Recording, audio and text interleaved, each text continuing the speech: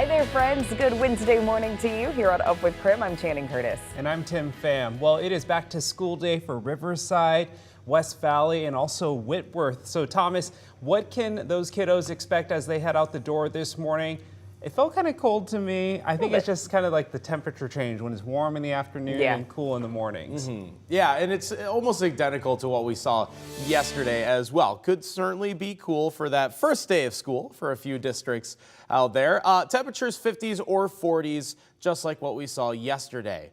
The only difference weather-wise today is that we see a few more clouds during the afternoon hours. Where yesterday those clouds cleared up and gave way to a very sunny day, today is almost looking like the opposite as the clouds are expected to stick around. But yeah, low 50s, upper 40s this morning, getting into the mid 70s for the afternoon. There's that cloud cover. There's actually quite a bit of it across northern Washington and definitely over Spokane, seeing a lot of mid to high level clouds at the moment. So we'll be keeping an eye on this and seeing if there's any sprinkles coming out of it. But at the moment, just forecasting some extra cloud cover for this Wednesday.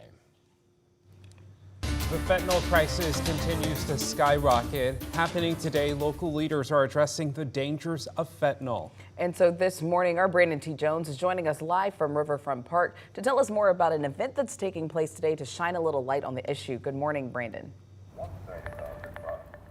Yeah, good morning, Tim, Channing. So what we know about this press conference is that Spokane Alliance for Fentanyl Education is hosting it, and there's going to be several community leaders here speaking, and that includes the Spokane Police Department and the Spokane County Sheriff's Office. The goal for this group is to go ahead and open up a platform so people can learn about just the dangers of fentanyl and how much it has an impact on communities in Eastern Washington, which ultimately can talk about fentanyl awareness and action against fake fentanyl and fentanyl poisoning in Eastern Washington. So in those conversations, SAFE is also expected to announce a fall festival generated to bring awareness of fentanyl dangers. That's expected to include a concert from Maren Morris, and resources for the community will also be present.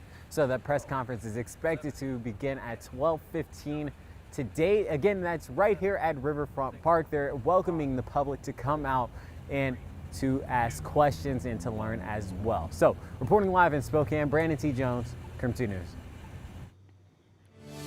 The city of Spokane Valley is now exploring new catchphrases and taglines to rebrand its tourism efforts. The current recommended name and tagline is Discover the Valley, Spokane Valley, Washington. However, there are 3 other name and tagline options. You can see them on your screen right now. It's not known when the council will officially decide on a new name and tagline for the city's tourism industry, but we'll keep you posted. In the meantime, Spokane police arrested a man after he drove through a stop sign and crashed into a truck, causing it to flip over. KREM 2 spoke with the person who called 911, and they described exactly what happened.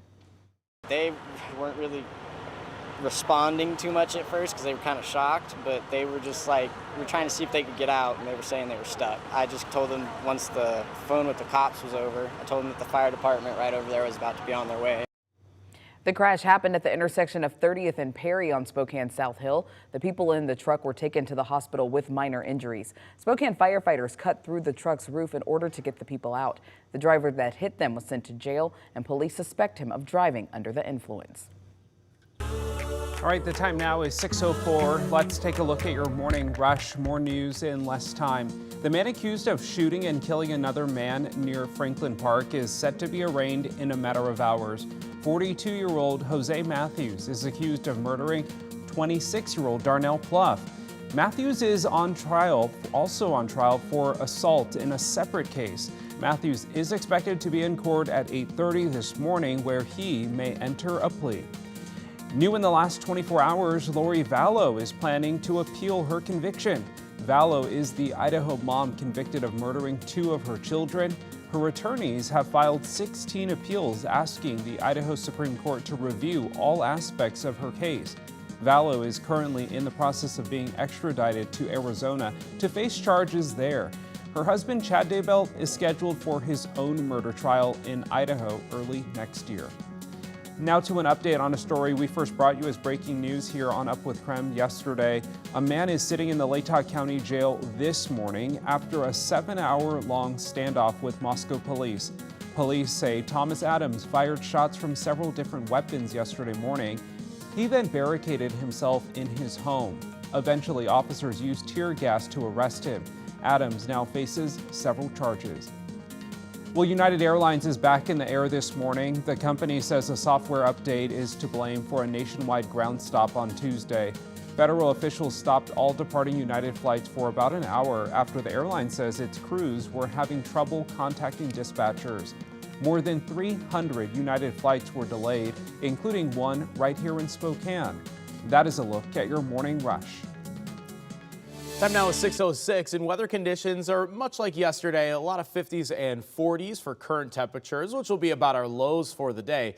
But it is a fair bit cloudy outside at the moment. We're seeing that as we are approaching the sunrise time here. And the cloud cover is going to stay, but it is fairly dry, at least near the surface. So not expecting much, if any, rain, and really probably not going to get rain today. There's your current temperatures. 45 in Coeur d'Alene, a little bit cooler for North Idaho and in a few spots. But much like yesterday, 50s and 40s, warm up all into the mid 70s this afternoon. Only difference is that cloud cover does stick around today, unlike yesterday.